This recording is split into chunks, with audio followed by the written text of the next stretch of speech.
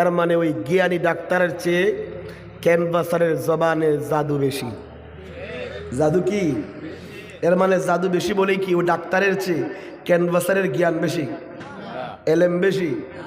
হ্যাঁ, ডাক্তারি বিদ্যা বেশি ভালো বুঝে। থাবামাইরা ছোট্ট একটা বড়ি বিক্রি করে, বলে যে দুনিয়ার সব ডাক্তারের চেয়ে শ্রেষ্ঠ ডাক্তারি ওষুধ তার কাছে আছে। ঝাড়ি দিলেই কি তার কাছে আসলে ডাক্তারি ওষুধ আছে? এরকম আমার মতো বহুত দেড় ব্যাটারি মোল্লা আছে, বিশাল বড় বড় মজমার বক্তা হয়ে যায়, সামনে বসে বয়ান শোনে, তারে পড়াইতে পারবে। বুঝতে পারি নাই। এর মানে আপনার যারা শ্রোতা তাদেরকে কি আমি কম দামি মনে করলাম না অনেক দামি? কর না কেন? তা আমি কিন্তু অনেক দামি মনে করি, সত্যি সত্যিই মনে করি। এবং এটাও বলি, অনেক বক্তা বয়ান করে জাহান্নামে যাবে, শ্রোতা বয়ান শুনে জান্নাতে যাবে।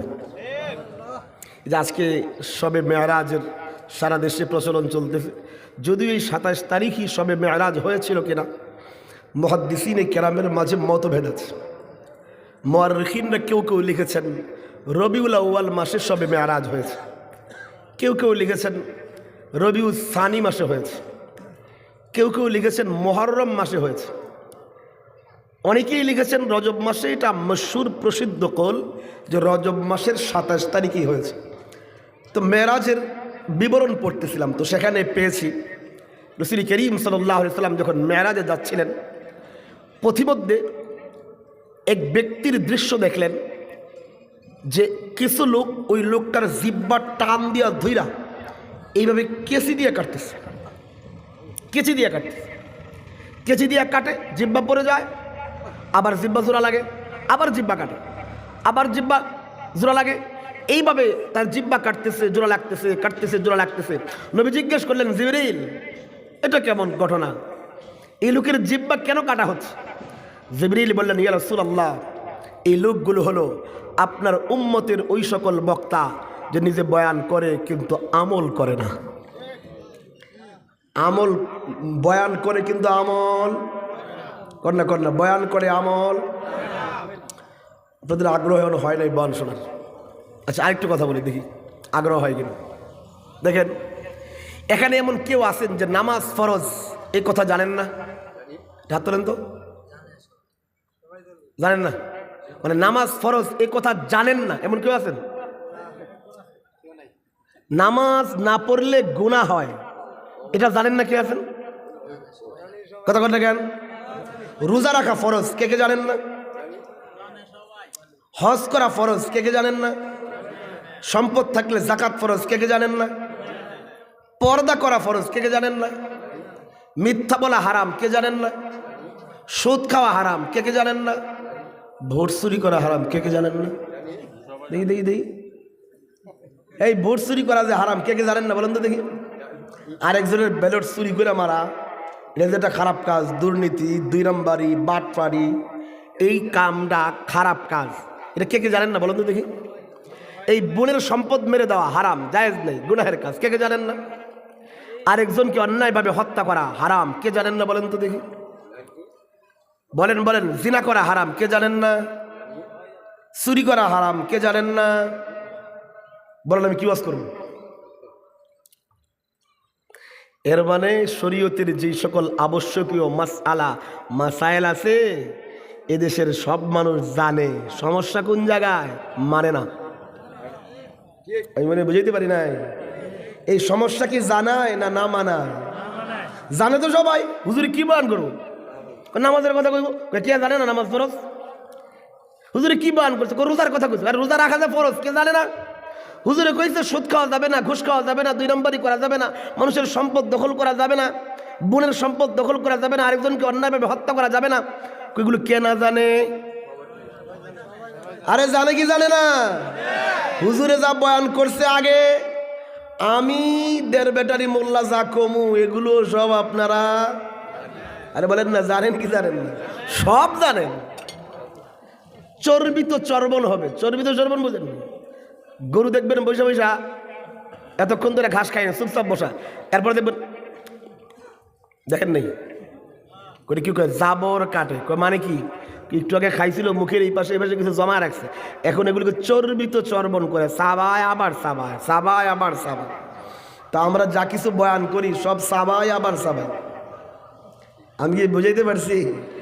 জাবর কাটবো কিছুক্ষণ, অল্প সময়, বেশি নাই যে আমি আর আছে 25 মিনিটই বয়ান করবো ইনশাআল্লাহ। তো অল্প সময় বসবেন তো ইনশাআল্লাহ। আমি চিন্তা করেছি 25 মিনিট আমি কি বলবো, মেরাজের দু একটা কথা বলি না। আজকে যেহেতু প্রচলিত পদ্ধতির মেরাজ, যদিও এই তারিখে হয়েছে, আমি আগেই বলেছি না সুনিশ্চিত। মেরাজ এবং ইসরা শব্দ দুটা বলেন তো। মেরাজ, ভাই গোনা হবে না, আমি বেশি করে সময় নেব না তো বলছি। মেরাজ বলেন, ইসরা, এটা দুইটা শব্দ। একটা শব্দের অর্থ হলো রাতের বেলা ভ্রমণ করা, মানে ইসরা মানে রাতের বেলা সফর করা। আর মেরাজ এর মূল অর্থ হলো সিঁড়ি, আমরা যে সিঁড়ি দিয়ে উঠি এটার নামই মেরাজ। তো ইসরা হলো রাসূল করিম সাল্লাল্লাহু আলাইহি ওয়াসাল্লাম মক্কা থেকে তিনি সফর করে বাইতুল মুকাদ্দাস পর্যন্ত যে সফর করেছেন, এই সফরের এই সময়টাকে বলা হয় ইসরা, রাতের বেলার ভ্রমণ। আর বাইতুল মাকদিস থেকে আল্লাহর আরশ পর্যন্ত যে সফর করেছেন এর নাম হলো মেরাজ। এর নাম কি? যদিও আমভাবে ইসরাকেও মেরাজ বলে, মেরাজকেও ইসরা বলে। আমরা মেরাজ বলতে মক্কা থেকে সফর একদম আসমান পর্যন্ত, এটাকেও বলি মেরাজ। আবার মক্কা থেকে আসমান পর্যন্ত এটাকে ইসরাও বলা হয়। এই সংক্রান্ত কোরআনে কারীম আয়াত আসছে, সুবহানাল্লাযী আসরা বিআবদিহি লাইলাম মিনাল মাসজিদিল হারামি ইলাল মাসজিদিল আকসাল্লাযী বারাকনা হাওলাহু লিনুরিয়াহু মিন আয়াতিনা।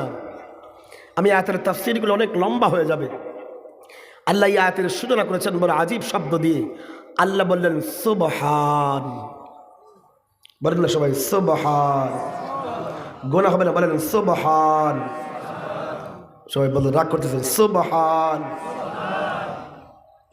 আচ্ছা, মাঝখান দিয়ে আরেক কথা মনে পড়লো, বলেন তোমার সাথে সবাই আল্লাহ পাক।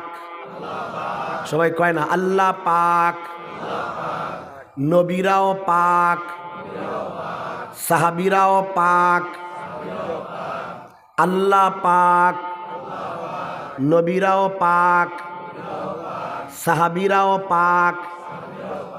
আল্লাহ পাক মানে আল্লাহ সুবহান, বলেন আল্লাহ, গোনা হবে না, আল্লাহ সুবহান। মানে কি? আল্লাহ যাবতীয় দোষ ত্রুটি থেকে মুক্ত, তিনি সুবহান। তিনি কি? আল্লাহর কোনো দোষ নাই, তিনি সুবহান, তিনি কি? আচ্ছা, নবীরাও পাক, বলেন নবীরাও। ভাই আমি কইছি তো বেশি সময় ডিস্টার্ব করব না, কোন না, নবীরাও পাক। নবীরা পাক মানে বলেন নবীরা মাসুম, নবীরা কোন না, নবীরা মানে কি? নবীদের থেকে আল্লাহ গুনাহ হতেই দেন নাই। নবীদের থেকে আল্লাহ গুনাহ হতেই কেন জানেন? কারণ নবী কি ভোটে দাঁড়ায়া পাশ কইরা পরে নবী হয়েছেন? যে আমার ভোট দেন, ভোট দিলে আমি নবী হয়ে যাবো এরকম? হ্যাঁ হ্যাঁ হ্যাঁ, বেশি বেশি তাহাজ্জুদ পড়া নবী হয়ে গেছে। বেশি বেশি তাহাজ্জুদ পড়লে কেউ নবী হয়? ভাই বলেন না, বেশি ইবাদত করলে কেউ নবী হয়? বড় আলেম হলে কেউ নবী হয়? আরে বড় বুজুর্গ হলে কেউ নবী হলে বড় পীর আব্দুল কাদের জিলানী নবী হইতো। আরে তাহাজ্জুদ বেশি পড়লে কেউ নবী হলে জুনায়েদ বাগদাদি নবী হয়ে যেত। এই মানে বুঝাইতে পারতেছি না? আরে বেশি বেশি জিহাদ করলে কেউ নবী হলে হযরতে আমাদের উপমহাদেশের প্রসিদ্ধ বিজেতা সুলতান মাহমুদ গজনবীও নবী হয়ে যেত। এর মানে জিহাদ বেশি করলেই কেউ নবী হয়, তাহাজ্জুদ বেশি পড়লেই কেউ নবী হয়, বুজুর্গ বড় হলেই কেউ নবী হয়। নবী আল্লাহ বানান। নবী কে বানায়? আল্লাহ নির্বাচিত করে করে নবী বানান। এখন যে যাকে দায়িত্ব দেয় উনি ভুল করলে দোষ আগে তার ধরে, ওনারে মৌত আমি বানাইলো কেন? বুঝাইতে পারি নাই? যে ওনারে আমাদের এলাকার কথার কথা দায়িত্বশীল বানিয়েছেন, যে চেয়ারম্যান সাহেব খালি গম চুরি করে। তো এই চেয়ারম্যান সাহেব খুব খারাপ। বুঝে বেড়া, চেয়ারম্যানের দোষ ধরস কেন? তুই চেয়ারম্যানরে ভোট দিলি কেন? আমার কথা বুঝাইতে পারি নাই? এরকম জোচ্ছর 2 নাম্বার ভোটসর এরকম খারাপ লোককে ভোট দিলা কেন? আপনি যদি বলেন না আমি ভোট দেই নাই, জোর করে হয়েছে, আলাদা জিনিস। এ আমার কথা বুঝাইতে পারতেছি? যিনি বানায় দোষ তার হয়। যদি নাউজুবিল্লাহ নবীরা গুনাহ করেন, এই দোষ নবীর হয় না, আল্লাহর হয়। আল্লাহ তুমি কাকে নবী বানাইলা? উম্মতের হেদায়েতের জন্য যাকে আদর্শ বানিয়েছো, তিনি নিজেই যদি পাপ করে গুনাহ করে, তাহলে দোষটা নবীর উপর নয়, 1 নম্বরে আল্লাহর উপরে যায়। ঠিক না? ঠিক না? কারণ নবীরা নিজের ইচ্ছায় নবী হন, নিজের মেহনতে নবী হন। নবী কে বানান? নবী তো আল্লাহ বানান। নবী আল্লাহ বানান। এই জন্য নবীদেরকে গুনাহ থেকে মুক্ত রাখা দায়িত্ব আল্লাহর। দায়িত্ব কার? এই জন্য আল্লাহ কোন নবী থেকে গুনাহ হতেই অনেকে কয় আমার আব্বা, আমাগো আব্বা আদম আলাইহিস সালাম নিজেই তো নাউজুবিল্লাহ আল্লাহর হুকুম মানে নাই, নাউজুবিল্লাহ মিন যালিক। ওই কি করছে? আল্লাহ নিষেধ করছে গাছের ফল খাইতে, উনি খাইছে, তো আল্লাহর হুকুম মানছে না, নাউজুবিল্লাহ মিন যালিক। আচ্ছা আমাকে বলেন তো, দুনিয়াতে 4 বিয়ের অতিরিক্ত বিয়ে করা জায়েজ না হারাম? জায়েজ? 4 বিয়ের অতিরিক্ত বিয়ে করা জায়েজ আছে নাকি? জান্নাতেও হারাম। হ্যাঁ, এক একজনের তো 70 জন থাকবে, ওখানেও হারাম। জান্নাতে তাহাজ্জুদ পড়লে অনেক সওয়াব। এ কথা কবে আমি, এই জান্নাতে সারা জীবন রোজা রাখলে কোনো সওয়াব আছে? করে রাখবেন জান্নাতে সারা জিন্দেগি তাহাজ্জুদ পড়লে, নফল নামাজ পড়লে, তেলাওয়াত করলে কোনো সওয়াব আছে? জান্নাত এমন জায়গায় সেখানে কোনো গুনাহ নাই, কোনো সওয়াব। আমাগো আব্বা যে ভুল করছে, দুনিয়াতে না জান্নাতে? মাথার তার না ছিললে কেউ এটাকে আমাগো আব্বার ভুল হয়েছে বলতে পারে?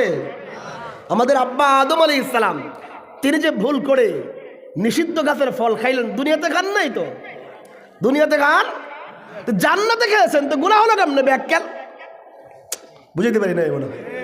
এই আমার কথা কি বুঝেছেন? আচ্ছা, ভুল ক্রমে কেউ কাজ করলে, ভুল ক্রমে ভাত খাইছেন টাইট করে রমজান মাসে, রোজা ভাঙছে, গুনাহ হইছে? কারণ ভুলে কোনো কিছু করলে গুনাহ হয়। আরে সহিহ মুসলিমের এক রিওয়ায়াত তো বড় আজীব। নবীজি বললেন, যদি কারুরে দেখো হে রোজা রাখছে আর ভুলে খাইতেছে, তাহলে হেরে বইল না যে তুমি রোজাদার। কই কেন? কই ভুলে যদি রোজা রাইখা কেউ খায়, হে খায় না, বরং আল্লাহ তারে খাওয়ায়। এমন কিপটা মানুষ, সুবহানাল্লাহ কয় না? যে রমজান মাসে ভুলে খায়, নবী বলেন হে খায় না, আল্লাহ খাওয়ায়। যেহেতু আল্লাহ খাওয়ায়, তার ভুল ধরায় দিও না যে তুমি ভাত খাইতেছো কেন, তুমি রোজা রাখছো, বইলো না। হ্যাঁ, নিজে মনে মনে হায় হায় আমি কি করলাম, তার মুখ থেকে ফেলে দিবে। এর মানে ভুলে কোনো কিছু করলে, নিষিদ্ধ কাজ করলে গুনাহ হয়, অনিচ্ছায় কোনো কিছু করলে গুনাহ হয়। আপনি ঘুমায় রয়েছেন, নামাজ কাজা হয়ে গেছে, কোনো গুনাহ হবে?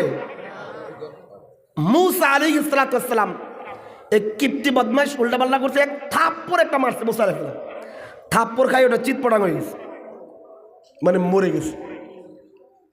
এই জন্য মূসা আলাইহিস সালাম অপরাধী হয়ে গেছে, গুনাহগার হয়েছে। ও দোষ করে থাপ্পড় মারছে, না বল দ্বারা শরীর শক্তি না, মরে গেছে। এই জন্য মূসা আলাইহিস সালামের কোনো দোষ, এটার নাম গুনাহ নয়, এটার নাম গুনাহ। এ আমার কথা কি বুঝতেছেন? কোন নবী গুনাহ করেন নাই, গুনাহ মুক্ত আল্লাহ রেখেছেন। কেন? নবী নিজের ইচ্ছায় গুনাহ, নবীর ইচ্ছা, নিজের ইচ্ছায় নবী হন নাই তো, আল্লাহ নবী বানিয়েছেন, আল্লাহ নবী বানিয়েছেন। এই জন্য বলেন নবীরাও পাক, নবীরাও, ভাই বলেন না, সবকটা মুখস্থ করেন, নবীরাও। নবীরা পাক মানে কি? বলেন নবীরা মাসুম, নবীরা মাসুম, নবীরা। এবার বলেন সাহাবীরাও পাক, সাহাবীরাও মানে কি? বোঝো নাই? সাহাবীদের আমল নামায় আল্লাহ গুনাহ থাকতেই দেন নেই। এই আমি কিন্তু বলি নাই যে সাহাবীরা গুনাহ করেননি। হ্যাঁ, সাহাবীরা গুনাহ করেছেন, 100% একাধিক সাহাবা গুনাহ করেছেন, কিন্তু এমন এমন তওবা করেছেন, আল্লাহ সাহাবীর আমল নামায় ওই গুনাহ থাকতেই দেন নেই। সুবহানাল্লাহ বলবেন না? যেমন বুখারীর একটু আয়াতে আসছে, এক সাহাবী জিনা করেছেন, কেউ জানতো না। নবীর কাছে গিয়ে ইয়া রাসূলুল্লাহ আমি জিনা করছি। নবী বললেন না তুমি করো নাই। সাহাবী বললেন না আমি করছি। নবী বললেন না করো নাই। সাহাবী বললেন আমি করছি। নবী বললেন না করো নাই। 4 বার ফেরত দেবার পরে, 4 বার 4 সাক্ষীর সমপরিমাণ হবার পরে নবী বললেন আচ্ছা এখন কি করব?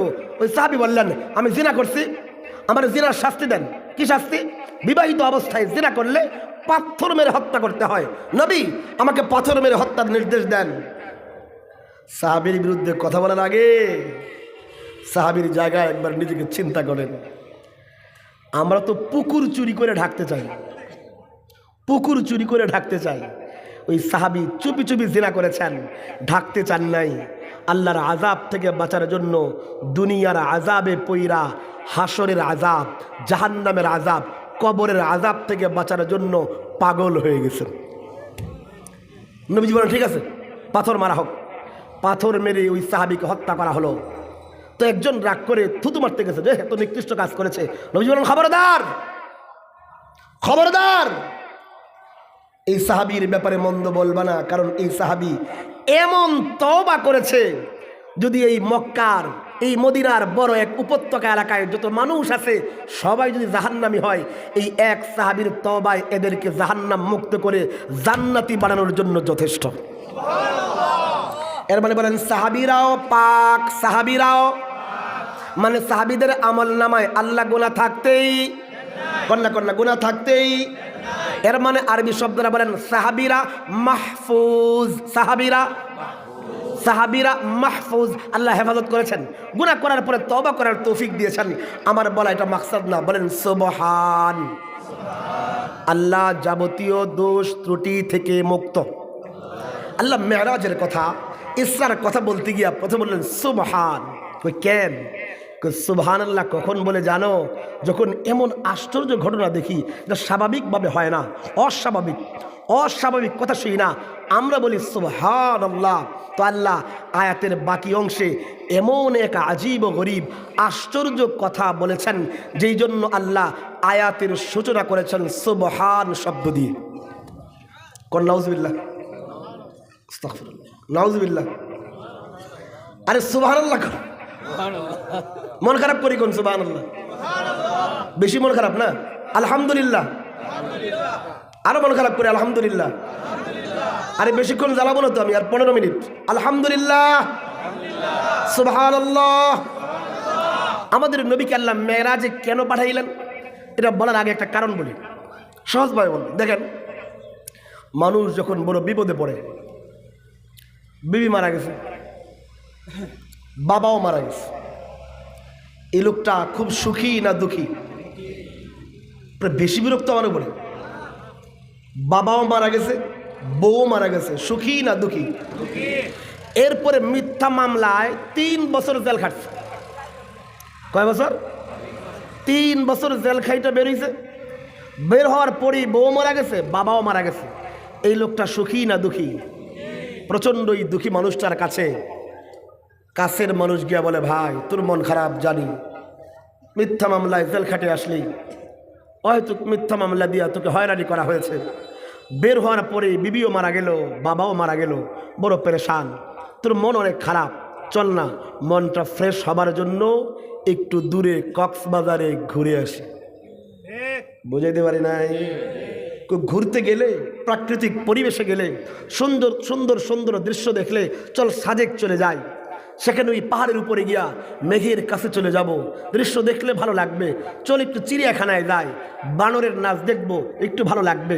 এইভাবে মানুষ মনটা ফ্রেশ করার জন্য, দুঃখ ভোলার জন্য, কষ্ট ভুলে থাকার জন্য মানুষ সফরে যায়, সুন্দর সুন্দর দৃশ্য দেখতে যায়। বুঝেন বুঝেন, যেন মন ফ্রেশ হয়।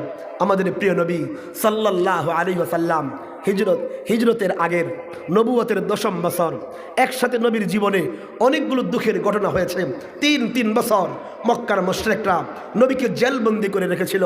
শিবে আবি তালেবে 3 বছর নবীকে বন্দি করে রাখা হয়েছে, নিরপরাধভাবে, অন্যায়ভাবে, জুলুম করে নবীজি 3 বছর জেল খাটলেন। এমন জেল, বর্তমানের জেলখানায় তো বলা হয় যে জেলখানার সম্বল থালা বাটি কম্বল। জেলখানার সম্বল, সত্যি সত্যি আমি এই লাল দালানের ভাত খাইছি তো, এই জন্য জানি আমি যে থালাও আছে, বাটিও আছে, কম্বলও সবই আছে, সবই দেয়। তো থালা বাটি কম্বল তো আছে, খানাও দেয় 2 বেলা, আবার মাঝে মাঝে বিভিন্ন উৎসবের সময় ভালো খাবার দেয়, পানও খাওয়ায়, ভালো খাবার খাওয়ায়। একদিন ওই 16 ডিসেম্বরের দিন, 26শে মার্চের দিন বাকি 2 বেলা অন্তত খানা দেয়, 2টা কম্বল দেয়। তো দুনিয়ার জেলখানায় তো খাবার ঠিক মতো দেয়, কিন্তু নবীকে যেই জেলখানায় মক্কার মুশরিকরা বন্দী করেছে, জালেমরা বাহির থেকে খানা ঢুকা বন্ধ করে দিয়েছিল। খানা ঢুকা বন্ধ ছিল। সাহাবায়ে কেরাম গাছের শিকড়, গাছের পাতা খেয়ে দিন পার করেছেন। এইভাবে 3 বছর মিথ্যা অপবাদে জেল খাইতে নবীজি বের হয়েছেন। নবীজি সারাদিন দাওয়াতের কাজ করে মার খেয়ে যখন বাসায় যাইতেন, তা আম্মাজান খাদিজাতুল কুবরা রাদিয়াল্লাহু তাআলা আনহা মনে হতো এক সুবিশাল এক বটবৃক্ষের মতো নবীর জন্য ছায়া হয়ে যাইতেন, নবীর জন্য রহমতের চাদর হয়ে যাইতেন। নবীকে কি আজীব আজীব শব্দে সান্ত্বনা দিতেন, আমি যদি এদিকে যাই তো অন্যদিকে চলে যাব, অনেক লম্বা হয়ে যাবে। বুখারী শরীফের কিতাবুল ঈমানের বাবু বদইল ওহীতে এক আজীব ও গরীব হাদিস আসছে। নবীজি প্রথম যখন ওহী পাইলেন, ঘরে গেলেন, আম্মাজান খাদিজাতুল কুবরা কি আজীব শব্দ নবীকে সান্ত্বনা দিয়েছেন। নবীজি বলতেছিলেন, হায় হায় খশিতু আলা নাফসি, আমার না ডর লাগতেছে, মনে হয় আমি মরে যাব, আমি বাঁচব না। তো আম্মাজান আয়েশা, আম্মাজান খাদিজাতুল কুবরা বড় আজীব আজীব শব্দ নবীকে সান্ত্বনা দিলেন। বললেন, না না, আল্লাহ, আল্লাহর কসম, জীবনও এমন হবে না। আপনাকে জীবন লা তুখজিকা আল্লাহ, জীবনও আল্লাহ আপনাকে লাঞ্ছিত করবেন না, সম্ভবই না। আমি এদিকে বলবো না। ঘরে গেলে আম্মাজান খাদিজা নবীকে সান্ত্বনার চাদর দিয়ে ঢেকে রাখতেন, রহমতের চাদর দিয়ে ঢেকে রাখতেন। জেলখানা থেকে বের হলেন, অল্প কয়েকদিনের মধ্যে আম্মাজান ইন্তেকাল করলেন। এর মানে নবীর ঘরের রহমতের ছায়া উঠে গেল। শুধু তাই না, নবী বাহিরে গেলে যে মানুষটা পুরা মক্কা নগরী নবীর দুশ্মন, একমাত্র যে বুড়া লোকটা নবীর জন্য ঢাল হয়েছিলেন, সকল বাধা বিপত্তি, সকল আক্রমণ নিজেরই বুকে নিতেন, নবীকে হেফাজত করতেন, সেই লোকটা হলো নবীর চাচা আবু তালেব। তিনিও শিয়াবে আবি তালেবের জেলখানা থেকে বের হবার পরে অল্প দিনের মধ্যে চাচাও চলে গেলেন। এর মানে বাবার রহমতের ছায়া চলে গেল, নিজের প্রিয়তমা স্ত্রী রহমতের ছায়া সেটাও চলে গেল। নবী বড় অসহায় হয়ে রইলেন। হায়, মক্কার লোকেরা আমার কথা শোনে না, আমি এদেরকে জাহান্নাম থেকে বাঁচাইতে চাই। নবীজি ওই সময় যে শব্দ বলেছেন না, এক একটা উম্মত যদি নবীর শব্দের মর্ম বুঝত, এরা চিৎকার করে কাঁদত। নবী বলতেন, আরে আমি আমার উম্মতরে জাহান্নাম থেকে বাঁচাইতে চাই, আমি না আনা আখুযু বিহুজারিকুম আনিন নার, আমি আমার উম্মতরে তার কোমরে ধইরা, দেখেন হাতে ধরলে ঝাড়ি দিলে হাত ছাড়ানো যায়, পায়ে ধরলে পা ঝাড়ি দিলে পা ছাড়ানো যায়, কিন্তু কাউকে যদি আপনি কোমর সহ ধরেন তাহলে সহজে ছাড়ানো যায়। নবীজি বলেন, আমি আমার এই উম্মত যারা জাহান্নামের দিকে দৌড়াচ্ছে, জাহান্নামের দিকে চলে যাচ্ছে, কালিমা পড়ে না, দিন মানে না, আল্লাহর হুকুম না মাই না, এরা জাহান্নামে ছুটতেছে।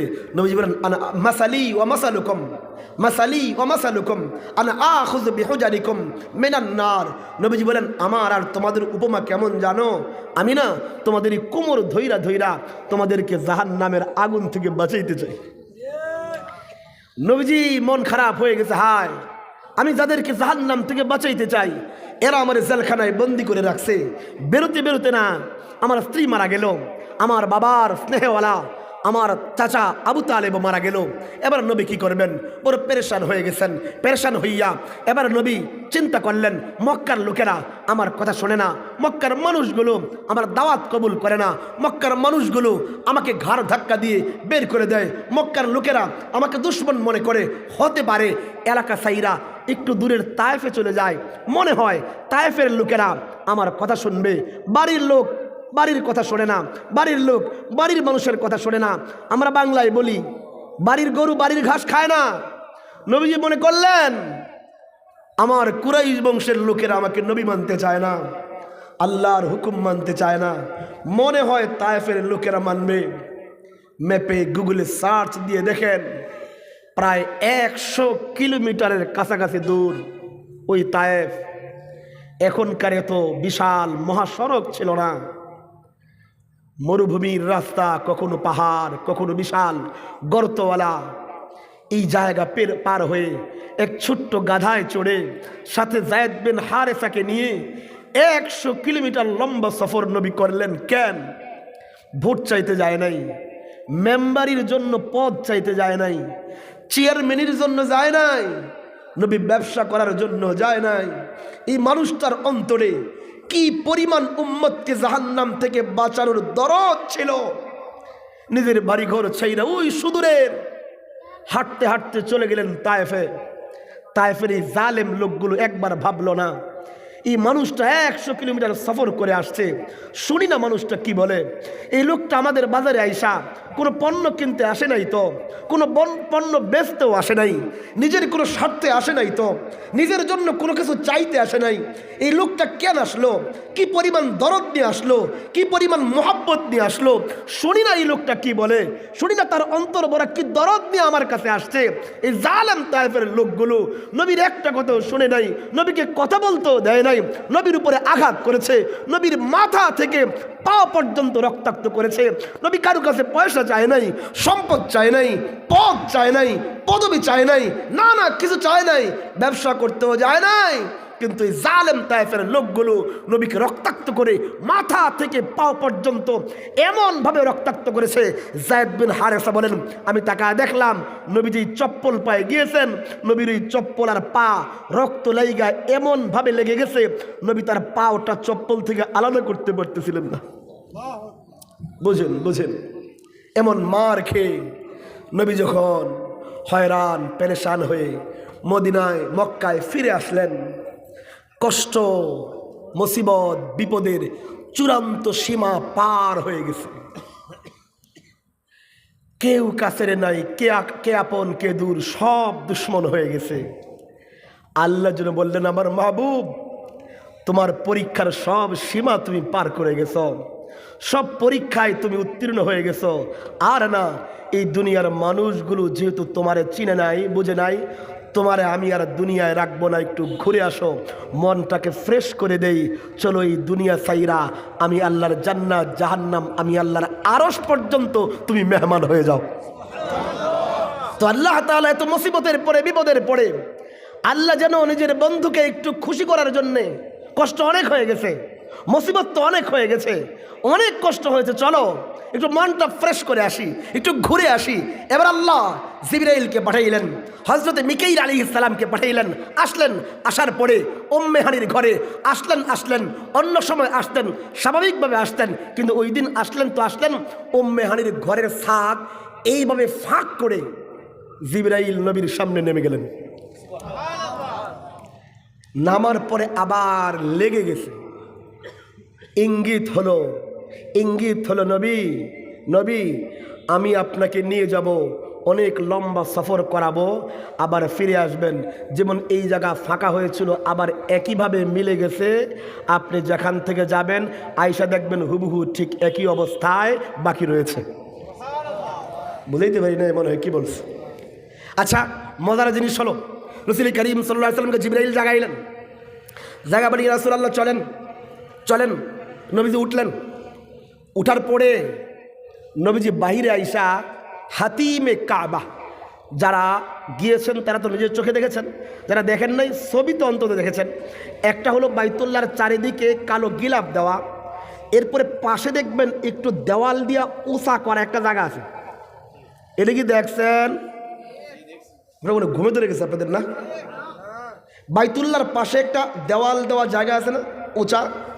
মজার জিনিস কি জানেন? এইটাও বাইতুল্লাহ, এটাও কি 100% এটা বাইতুল্লাহ, এটা বাইতুল্লাহ। কিন্তু এটা বাদ কেন? কারে মক্কার মুশরিকটা খারাপ তো ছিল, জঘন্য তো ছিল, নিকৃষ্ট তো ছিল, পাপিষ্ট তো ছিল, দুনিয়ার সবচেয়ে নোংরা কাজ তো এরা করতো, কিন্তু একটা জায়গায় 2 নম্বরই করতো না, সেটা হলো আল্লাহর ঘর নিয়ে। কি নিয়ে এ দেখি আপনার বিবেকে লাগে কিনা। এ ভাই, রাজনীতি যাই করেন আল্লাহর ঘর নিয়ে রাজনীতি করেন না, এ জায়গায় করেন না। মক্কার মুশরিকরা করে নাই। আমরা এত নিচে নামছি, নিজের মুসলমান দাবি করে আল্লাহর ঘর এবং আল্লাহর দ্বীনের শিক্ষা প্রতিষ্ঠান নিয়েও আমরা নিজের পণ্ডিতি জাহের করতে যাই। আরে যাই কি যাই না? এটা হলো কেন?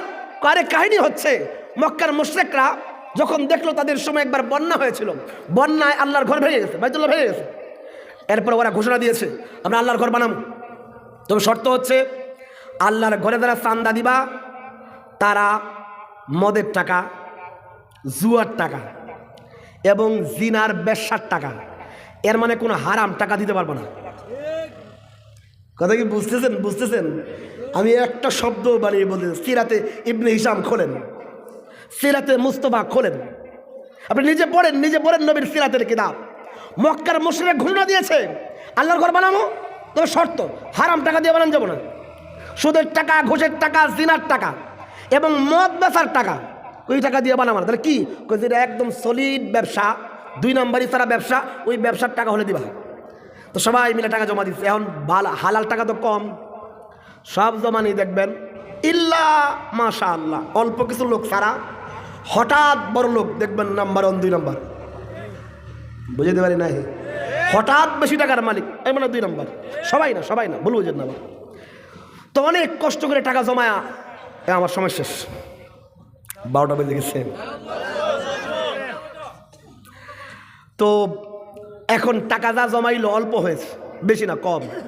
এই টাকা দিয়া বাইতুল্লাহ বানাইতে ইব্রাহিম আলাইহিস সালাম যেই সীমানা ধরে বাইতুল্লাহ বানাইছিলেন, এরা দেখলো না পুরা সীমানা ঢাকার মতো পয়সা তাদের হালাল টাকা হয় নাই। হালাল টাকা এই জন্য যেই টাকা দিয়া পুরা ওয়াল হয়েছে অতটুকু না কইরা বাকিটা একটা দাগ দিয়া রাখছে যে এইটাও কিন্তু আল্লাহর ঘর। এটাও কি আমরা বলি এটা আল্লাহ আমাদের জন্য একটা বড় রহমত। আল্লাহ যেন বুঝায়া দিলেন বান্দা এই ঘরটা শুধু ধনীদের জন্য নয়, আর রাজাদের জন্য নয়, মন্ত্রীদের জন্য নয়, আমার গরিব বান্দাদের জন্য। আপনার রাষ্ট্রপতি আপনার সম্মানে বাইতুল্লাহর দরজা খোলা হয়, আপনি প্রধানমন্ত্রী গেলেন আপনার জন্য বাইতুল্লাহর দুয়ার খোলা হয়, ভিতরে গিয়ে আপনি যা পড়েন পড়তে পারেন, নামাজ পড়তে পারেন। কিন্তু আমার আপনার মতো গরিব মানুষ, দরিদ্র মানুষ গেলাম আল্লাহর ঘরে, ঢুকার তো অনুমতি নাই। সৌদির বাদশাহ আমাকে বাইতুল্লাহর ঘরে ঢুকতে দেবে না, অনুমতি দেবে না। কিন্তু আল্লাহ এমন এক সুযোগ করে দিয়েছেন, বান্দা আমি ওই আমিরের রব, এই ফকিরের রব, ওই ধনীর রব, এই গরিব মানুষটার রব, ওই ক্ষমতাওয়ালার রব, ওই ক্ষমতাহীনের রব। প্রধানমন্ত্রী দরজা খুইলা বাইতুল্লাহ ঢুকে, আর আমার গরিব দরিদ্র বান্দাও হজ করতে আসলে ইচ্ছে করলে একটু ঠেলাঠেলি কইরা হলেও আমি আল্লাহর ঘরের মাঝখানেই ঢুকতে পারে। কি বলছি বুঝে নাই? আপনি হাতিমে কাবায় ঢুকলেন মানে কাবায় ঢুকেছেন।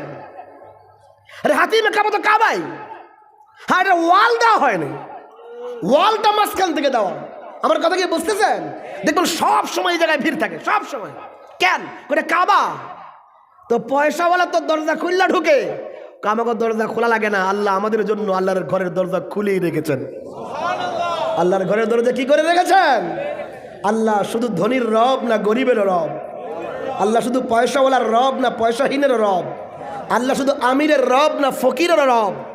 আল্লাহ ওই পয়সাওয়ালার জন্য দরজা বন্ধ, গেলে খুলবে। বুঝতে পারি নাই? আমাকে প্রধানমন্ত্রী গেলে খুলবে, আর আমার লাগে আগেই খোলা আছে, আমাদের জন্য আগেই কি আল্লাহ খুলে রেখেছেন। তো বলতেছিলাম আমাদের নবী আসলেন, ঘর থেকে উঠলেন, উঠার পরে কি আজিব নবীজি উম্মে হানির ঘর থেকে উইটা হাতিমে কাবায় গিয়ে আবার ঘুমায় গেছে। সুবহানাল্লাহ বলবেন না? আবার ঘুমায় গেছে। এই দেখি তো এখানে অনেক যুবকরা আছে, আমি যদি কালকে বলি যে কালকে সকালবেলা কটিয়াদি বাস স্ট্যান্ড থেকে একটা দামি একদম স্কেনিয়া, আমাদের সবচেয়ে ভালো গাড়ি, দোতলা বাস, যেটা একদম পুরা গ্রিন লাইনের বাস যাবে, এটা যাবে কক্সবাজার, ফ্রি মাগনা, নিয়ে যাব আবার নিয়ে আসবো, খানাও ফ্রি, ঘোরাও ফ্রি। সকালবেলা সকাল 7টার সময় যারা আসবে শুধু তারাই যেতে পারবে, পরে আসলে পাবেন না। যদি আমি এই কথা বলি মনে হয় কোনো মানুষই পাওয়া যাবে না, যাবে না, ফোলাফান রাত্রে ঘুমাইবই না। বুঝতে পারি নাই? এখন গিয়ে বসে থাকবে, ঠিক না? এ ভাই বুঝেন, আমাদের এই সামান্য একটু সৌন্দর্যময় বান্দরবন কক্সবাজার যাওয়ার জন্য টিকিট মিস হবে, এই জন্য রাতের ঘুম হারাম হয়ে যায়। আর আমার আপনার নবী আল্লাহর আরশে যাবেন, জান্নাত দেখতে যাবেন, নবী ঘুমাই রয়েছে। কেন? এটা বড় আজীব হ্যাকমত আছে। হ্যাকমত কি জানেন? বুঝেন বুঝেন। নবী জানতেনই না আল্লাহ এত বড় পুরস্কার রেখে দিয়েছেন। নবী জানতেন না তো। আমি তো এই বয়ানার সামনে করার সুযোগও নাই, সময় শেষ হয়ে গেছে। যদি একটা হ্যাকমত বলে নোক্তা বলে শেষ করে দেই। বুঝেন, আমাদের নবীর আগে একজন নবী ছিলেন মুসা আলাইহিস সালাতু ওয়াস সালাম। তো মুসা আলাইহিস সালামের ব্যাপারে এক ব্যক্তি আতাউল্লাহ শাহ বুখারীকে প্রশ্ন করেছিলেন যে আতাউল্লাহ শাহ বুখারী সাহেব অনেক তো বয়ান করেন, ওয়াজ তো বহুত করেন, মাইক পাইলে শুরু করে দেন, আপনাদের নবী এই ছিল সেই ছিল, বহুত কিছু কন। তো আমরাও শিক্ষিত মানুষ, আমরাও বইটই পড়ি, আমরা বইটই পড়ে জানছি একজন নবী আসছিল, আপনাকেও নবী আগে, নাম ছিল মুসা আলাইহিস সালাতু ওয়াস সালাম। তাকে বলা হতো কালিমুল্লাহ। বলেন কি বলা হতো? ভাই শেষ করে দিচ্ছি, বলেন না কি বলা হতো? কালিমুল্লাহ বলা হতো। তো আপনাকেও নবী মুহাম্মদ সাল্লাল্লাহু আলাইহি ওয়াসাল্লাম উনি কে ছিলেন? উনি কে ছিলেন? তো আতাউল্লাহ শাহ বুখারী তিনি বলেন, শোনো, মুসা আলাইহিস সালাম ছিলেন কালিমুল্লাহ, আমাগো নবী ছিলেন হাবিবুল্লাহ। ওই পণ্ডিতকে হুজুর বুঝি নাই, একজন কালিমুল্লাহ একজন হাবিবুল্লাহ, পার্থক্য কি? তো আতাউল্লাহ শাহ বুখারী বলেন, শোনো, কালিমুল্লাহ এবং হাবিবুল্লাহ নবীর মাঝে অনেক পার্থক্য আছে। আমি সব পার্থক্য আজকে বলবো না, শুধু একটা বলি। আতাউল্লাহ শাহ বুখারী বলেন, শোনো, কালিমুল্লাহ মুসা ওই নবী, কালিমুল্লাহ মুসা ওই নবী যিনি আল্লাহর কাছে এমনে দুই হাত পাচ্ছেন, দুই হাত পাইতা মিন্নত কইরা প্রার্থনা কইরা দোয়া করছেন। কি দোয়া? রব্বি আরিনি, রব্বি আরিনি আযুর ইলাইক। আল্লাহ, আমি না তোর পারে যাই, আমি কথা বলি, তুমি আল্লাহ বলো, আমি বলি তুমি শোনো, তুমি বলো আমি শুনি। এর মানে অডিও কথা হয়। কি কথা হয়? ভিডিও ফোন ছিল? হ্যাঁ, ইমো আসছিল না? ইমো, হোয়াটসঅ্যাপ তো ছিল না। বুঝেন বুঝেন, মুসা আলাইহিস সালামের দিলের দরদের কথা বুঝেন। মুসা আলাইহিস সালাম, আল্লাহ আমি যাই তো, তুমি বলো আমি শুনি, আমি বলি তুমি শোনো। এর মানে খালি শুনি তোমার কথা, আল্লাহ তোমার দেখি না তো, আল্লাহ তোমার দেখি না তো, তা আমি আবেগে তর্জমা করি। মুসা আলাইহিস সালাম যেন বললেন, আল্লাহ আমার না তোমার দেখতে বড্ড ইচ্ছা হয়। বুঝতে পারি নাই? রব্বি আরিনি আযুর ইলাইক, আল্লাহ আমার না তোমার দেখতে বড় ইচ্ছা হয়। কি চমৎকার আওয়াজে তুমি কথা বলো, তাওরাতের আয়াত নাজিল করো। আল্লাহ শুই না, আমার শুধু কান শান্ত হয় না, দিলটাও শান্ত হয়ে যায়। আল্লাহ তোমার আওয়াজ শুই না, কথা শুই না, আমার না তোমার দেখতে বড় ইচ্ছা হচ্ছে।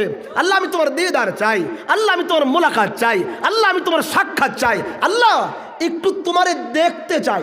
বুঝেন, মুসা আলাইহিস সালাম ওই নবী আল্লাহর সাক্ষাৎ চাইলেন, আল্লাহর মোলাকাত চাইলেন, আল্লাহর দিদার চাইলেন, হাত তুলে চাইলেন, দোয়া করে চাইলেন, দরখাস্ত লিখে চাইলেন, অ্যাপ্লিকেশন দিয়ে চাইলেন। আল্লাহ কি বললেন? লাউ তারানি, লাউ তারানি। মুসা আলাইহিস সালামের দোয়া, প্রার্থনা, আবেদন আল্লাহ রিজেক্ট করে দিয়ে, বাতিল করে দিয়ে বলে, লাউ তারানি মুসা কালিমুল্লাহ, এই দুনিয়ার জমিনে আমি আল্লাহকে তুমি কশিন কালেও দেখতে পারবা না। বুঝতেছেন? বুঝতেছেন? আতাউল্লাহ শাহ বুখারী বলেন, শোনো, কালিমুল্লাহ মুসা ওই নবী যিনি আল্লাহর দিদারের জন্য, আল্লাহর সাক্ষাতের জন্য, আল্লাহর মুলাকাতের জন্য হাত তুলে মুনাজাত করেছেন, হাত তুলে প্রার্থনা করেছেন, অ্যাপ্লিকেশন দিয়েছেন, দরখাস্ত করেছেন, কিন্তু আল্লাহ সেই দরখাস্ত, সেই দোয়া রিজেক্ট করে দিয়েছেন, বাতিল করে দিয়েছেন। কিন্তু এর উল্টা হাবিবুল্লাহ মুহাম্মদ ওই নবী যিনি কিচ্ছু জানেন না, তিনি তো ঘুমাচ্ছিলেন। জিবরাইল আসলো, এসে নবীকে জাগায় বলল, ও নবী আপনি ঘুমাচ্ছেন, আল্লাহ তো আপনার দাওয়াত আল্লাহর আরশে করে রেখেছেন। এর মানে জিবরাইল যেন বলল, নবী মুহাম্মদ আপনি ঘুমাচ্ছেন, আল্লাহ তো আপনার সাক্ষাতের জন্য অপেক্ষা করতেছেন। আমি মনে বুঝাইতে পারি নাই। আরে মুসা কালিমুল্লাহ নবী আল্লাহর দিদারের জন্য হাত তুলে আবেদন করেন, আল্লাহ বাতিল করে দেন। আর আমাদের নবী হাত তোলেন নাই, দোয়াও করেন নাই, কিচ্ছু জানতেন না। জিবরাইল এসে বলে, নবী ঘুমান কেন? আল্লাহ তো আপনার সাক্ষাতের জন্য ইন্তজার করতেছেন। তো নবীজি ঘুমাইলেন, আবারও ঘুমাইলেন। ঘুমানোর পরে আবার জাগাইলেন। হাতিমে কাবার সামনে জাগানোর পরে জমজম কূপের পাশে নিয়ে গেলেন। সিনা চাক করা হলো, কলব বের করা হলো। কোনো দিনে কেন সম্ভব? মরে যায় নাই তো, তাহলে এখন ওপেন হার্ট সার্জারি কেমনে হয় বুঝতে পারে নাই। এই সলিমুদ্দিন কোত্থেকে শিখছে ওপেন হার্ট সার্জারি? এই ওপেন হার্ট সার্জারি জিবরাইল শিখায় গেছে। নবীর হাদিসে আসছে যে হার্ট আলাদা করলেও কেউ মানুষ মারা যায়, কারণ নবীজির ওপেন হার্ট সার্জারি হয়েছে চারবার। যাই হোক, আমি এদিকে যাবো না, একটা লম্বা কথা। রাসূল করিম সাল্লাল্লাহু আলাইহি ওয়াসাল্লাম এরপরে কী করলেন? এক এক করে মক্কা থেকে নবী মদিনা গেলেন। মদিনা গিয়ে 2 রাকাত নামাজ পড়লেন, বললো লম্বা হবে। মদিনা থেকে নবী সিনাই পর্বতে গেলেন, সেখানে 2 রাকাত নামাজ পড়লেন। সিনাই পর্বত থেকে আমাদের নবী মাদায়েন গেলেন, সেখানে 2 রাকাত নামাজ পড়লেন। মাদায়েন থেকে বেথলেহেম গেলেন, বেথলেহেম গিয়ে সেখানে 2 রাকাত নামাজ পড়লেন। বেথলেহেম গিয়ে সেখান থেকে নবীজি বাইতুল মাকদিস গেলেন, বাইতুল মাকদিস গিয়ে সমস্ত নবীদের ইমামতি করালেন। এর মানে বাইতুল মুকাদ্দাসে যাওয়ার আগ পর্যন্ত আমাদের নবী ছিলেন ইমামুল উম্মাহ, উম্মতের ইমাম সাহেব। কিন্তু বাইতুল মুকাদ্দাসে মিরাজের রাতে সমস্ত নবীদের ইমামতি করে আমাদের নবী হয়েছেন ইমামুল মুরসালিন, ইমামুল আম্বিয়া, সমস্ত নবীদেরও ইমাম, সমস্ত নবীদেরও। এরপরে সেখান থেকে আমাদের নবী বাইতুল মাকদিস থেকে এক রেওয়াতে আসছে সরাসরি সিঁড়ি আসছে, এটা কি মেরাজ বলা হয়। নবী এক রেওয়াতে আসছে, নবী বলেন এত চমৎকার সিঁড়ি আমি জীবনেও দেখি নাই। অন্য রেওয়াতে আসছে না সিঁড়ি না, বরং বুর্রাকের উপরে চড়েই তিনি গিয়েছেন। বুর্রাক এমন একটা প্রাণী খচ্চরের চেয়ে ছোট, গাধার চেয়ে বড়, জান্নাতি এক বাহন। ওই বুর্রাকের উপরে সওয়ার হয়ে নবীজি প্রথম আসমান গেলেন। দেখা হলো আব্বাজান আদম আলাইহিস সালামের সাথে। এরপরে প্রথম আসমান থেকে নবীজি দ্বিতীয় আসমানে গেলেন। দেখা হলো হযরত ঈসা আলাইহিস সালাতু ওয়াস সালাম এবং হযরত ইয়াহইয়া আলাইহিস সালামের সাথে। দ্বিতীয় আসমান থেকে আমাদের নবী গেলেন তৃতীয় আসমানে। দেখা হলো হযরত ইউসুফ আলাইহিস সালাতু ওয়াস সালামের সাথে। তৃতীয় আসমান থেকে আমাদের নবী গেলেন চতুর্থ আসমানে। দেখা হলো হযরত ইদ্রিস আলাইহিস সালামের সাথে। চতুর্থ আসমান থেকে আমাদের নবী গেলেন পঞ্চম আসমানে। দেখা হলো হযরত হারুন আলাইহিস সালামের সাথে। পঞ্চম আসমান থেকে আমাদের নবী গেলেন ষষ্ঠ আসমানে। দেখা হলো হযরত মূসা আলাইহিস সালামের সাথে। ষষ্ঠ আসমান থেকে আমাদের নবী গেলেন সপ্তম আসমানে হযরতে ইব্রাহিম আলাইহিস সালামের সাথে সাক্ষাৎ হলো। সপ্তাকাশ ডিঙ্গে আমাদের নবী গেলেন সিদরাতুল মুনতাহা। মানে কি? সর্বশেষ বেরি, সর্বশেষ বেষ্টনী, সর্বশেষ বর্ডার। যেই বর্ডারের উপরে না আদম যান নেই, নূহ যান নেই, দানিয়েল যান নেই, মূসা যান নেই, ঈসা যান নেই, আইয়ুব যান নেই, জাকারিয়া যান নেই, সুলাইমান যান নেই, শীষ যান নেই, শুআইব যান নেই, লূত যান নেই, ইউশা বিন নুন যান নেই, না ইব্রাহিম, ইসমাঈল, ইসহাক, ইয়াকুব, ইউসুফ, মূসা, ঈসা, না বাবা আদম থেকে ঈসা আলাইহিস সালাতু ওয়াস সালাম পর্যন্ত কোন নবী, কোন আম্বিয়া, কোন পয়গম্বর, কোন রাসূল যে সিদরাতুল মুনতাহার উপরে যায় নাই, আমাদের নবী সেই সিদরাতুল মুনতাহা পার হয়ে শরীফুল আকলাম পার হয়ে আল্লাহর আরশে গিয়া নিজের চর্ম চক্ষে আল্লাহকে দেখেছেন। এর মাঝখানে অনেক লম্বা ঘটনা আছে, এটা আমার বলার মতো সুযোগ নেই। আমি আয়াত পড়ছি, একটা কথা বলছি, আরেকটা আমার বয়ান শেষ। আমরা কি কম দাবি নবীর উম্মত না দাবি নবীর উম্মত? অনেক লম্বা ঘটনা আছে। নবী মক্কা থেকে যাওয়ার পথে অনেক দৃশ্য দেখেছেন, অনেক মানুষের অবস্থা দেখেছেন, অনেক হালাত দেখেছেন। আলমে মিসালিতে আমাদের দুনিয়াতে আমরা যে পাপগুলো করি সেগুলোর এক একটা চিত্র নবী দেখেছেন, একটা কথা বলে আমার বয়ানের দোয়া শুরু করে দিচ্ছি। এই সমাজ, এই যে আজকের এই মাহফিলটা যুব সমাজের মাহফিল, এখন অনেক ভালো লাগে। সারা দেশের যুবকরা মাহফিল করে। এই যুবকরা এই দেশের ভবিষ্যৎ, এই যুবকরা এই সমাজের বর্তমান সময়ের আমি বলি আইডল, এরা আমাদের মডেল। এরাই তো আমাগরে 16 বছরের জালেমের হাত থেকে হেফাজত করেছে। এদের হাত ধরেই তো আমরা নতুন স্বাধীনতার সূর্য পেয়েছি, ঠিক না? বুড়ারা কিন্তু কিছু করতে পারেনি, ঘুরে ঘুরে চিল্লাইছে, হ্যাঁ, উৎসাহ দিয়েছে, মাথায় হাত দিয়েছে। কিন্তু আসল কাম করছে এই যুবকরা। একথা কর না কেন? না মানলে আপনি গাদ্দার, আপনি নিমো খারাপ। এই যুবকরা করেছে। আগে তো হাজারে হাজার, আমার আব্বা একটা কথা বলতো যে লাখে লাখে ফৌজ মরে কাতার গুনে বেছে দেখি পরে 40,000 বুঝেন নি? মোর তাতে লাখ লাখ পরে গিয়ে দিই 40,000 না। এরপর হাসান মিশা কথা। আগে মিছিল হইতো লাখ লাখ হাজারো মানুষ, একটা সাউন্ড গ্রেনেড মারলে সব পলাইছে, ঠিক না? কিন্তু এই যুবকরা দেখাইছে সাউন্ড গ্রেনেড কেন, বুলেট মারলো সেনা টান করে দাঁড়িয়েছিল, দাঁড়িয়ে থাকে নাই? এরাই তো এই দ্রোহের স্লোগান শিখিয়েছে। কি স্লোগান? বুকের ভেতর অনেক ঝড়, বুক পেতেছি গুলি কর। এটাই যুবকদের স্লোগান, যুবকদের স্লোগান। এক একটা স্লোগানের শব্দ কি আজীব, মানে ভিতরের মানে ঘুমিয়ে থাকা ব্যাঘ্র জাগিয়ে দেয়, বাঘ জাগায় দেয়। মানে আস্তে আস্তে যারা ডিম লাইটকেও এক অগ্নিশিখা বানিয়ে দেয়। যাকে ইউনিভার্সিটির দেওয়ালে আমি একটা স্লোগান দেখেছি, আমি লালবাগে এক মাদ্রাসায় পড়াইতে যাই, তাই দেখেছি কি আজীব লাগলো, আমার কাছে খুব ভালো লাগছে। লিখেছে, মিছিলেও প্রেম হোক, মিছিলেও প্রেম হোক ভেঙে যাক মোহ, মিছিলেও প্রেম হোক ভেঙে যাক মোহ, তুমি সাজো ব্যারিকেড আমি বিদ্রোহ। এর এই যুবক দেখাইছে। বলেন কে দেখাইছে? এমন সেনা টান করে দাঁড়িয়েছে, গুলি শুরু হয়েছে, একের পর এক গুলি। পুলিশ গুলি করেছে, শেষ, কয় না না। বিজেপি গুলি করেছে, শেষ, কয় না না। এবার হেলিকপ্টার থেকে র্যাব গুলি করেছে। গুলি করতে করতে ওই জালেম শাসকের প্রশাসন অপারগ হয়ে অবশেষে বলতে বাধ্য হয়েছে, হায় হায় এটা আবার কেমন বাহিনী, গুলি করি মরে একটাই যায় স্যার, বাকিটি যায় না।